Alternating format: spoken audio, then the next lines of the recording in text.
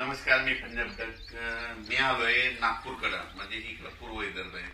तर इथं पीक प्रात्यक्षिक पाहण्यासाठी या ठिकाणी आलोय. आणि या ठिकाणून आता सुरुवातीला नागपूरकडे म्हणून सुरुवातीला नागपूरच्या शेतकऱ्याला अंदाज येतो. तर हे पूर्व विदर्भामध्ये येते. तर नागपूरच्या शेतकऱ्याला अंदाज सांगू इच्छितो की आज आहे 15 सप्टेंबर 2025. आज म्हणजे रात्रीच्या तुमच्या नागपूर, वर्धा, भंडारा, गोंदिया, चंद्रपूर, यवतमाळ, अमरावती ह्या पट्ट्यामध्ये काय होणार आहे. आणखीन मध्ये आज 15 तारीख, 16, 17, 17 तारखेपर्यंत 3 दिवस दररोज वेगवेगळ्या जिल्ह्यात जोराचा पाऊस पडणार आहे. म्हणून नागपूर भागातल्या, नागपूर विभागातल्या शेतकऱ्यांनी हा अंदाज लक्षात घ्यायचा. म्हणजे पूर्व विदर्भातल्या शेतकऱ्यांना अंदाज लक्षात घ्यायचा. त्याच्यानंतर पूर्व विदर्भाच्या बाजूला पश्चिम विदर्भ आहे. मग पश्चिम विदर्भामध्ये यवतमाळ जिल्हा, वाशिम जिल्हा, अमरावती जिल्हा, अकोला जिल्हा, बुलढाणा जिल्हा ह्या 5 जिल्ह्यातल्या शेतकऱ्याला सांगितलं होतं की आज 15 सप्टेंबर, 16, 17 3 दिवस आणखीन जवळपास दररोज वेगवेगळ्या जिल्ह्यात, वेगवेगळ्या तालुक्यात तुमच्या भागामध्ये जोराचा पाऊस पडणार आहे. रात्री पडणार आहे, दुपार 3:30च्या नंतर हे देखील येणार आहे.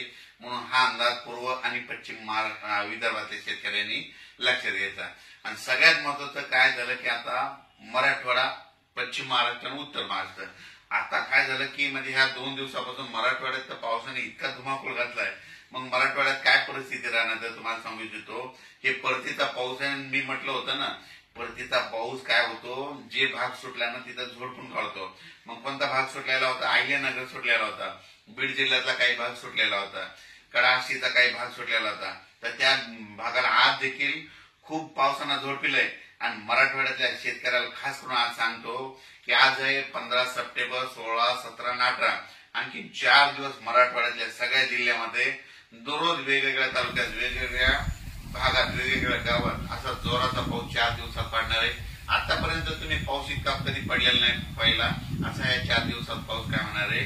म्हणजे सांगायचं झालं तर नांदेड जिल्हा, हिंगोली जिल्हा, परभणी जिल्हा, बीड जिल्हा, लातूर जिल्हा, जालना जिल्हा, संभाजीनगर आणि धाराशिव जिल्हा ह्या जिल्ह्यामध्ये काय होणार आहे मराठवाड्याच्या.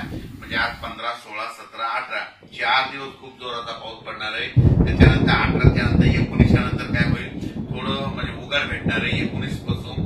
पण उघाड जरी झाली तरी काय होणार आहे, मराठवाड्यात मात्र स्थानिक वातावरण जवळपास 21 तारखेपर्यंत, 21-22 सप्टेंबर पर्यंत थोडा भाग बदलत पाऊस पडणार आहे. म्हणून हे अंदाज लक्षात घ्यायचा.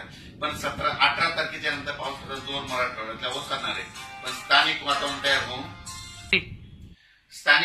तयार होऊन काय होतं की म्हणजे 19-20 पर्यंत मराठवाड्यात पाऊस राहू शकतो. म्हणून मराठवाड्यातल्या शेतकऱ्यांचं त्यांचं सोयाबीन काढायला उडीद काढण्यात आलं. तुम्ही काय करायचं, दुपारी 2 पर्यंत काढायचं, वरी ढिगल मारायचा, 1 घंटा वाळला की झाकून ठेवायचं. अशी परिस्थिती केली तर तुमचं सोयाबीन उडीद हाताला लागेल. त्याच्यानंतर आपण काय करू, पश्चिम महाराष्ट्राकडे.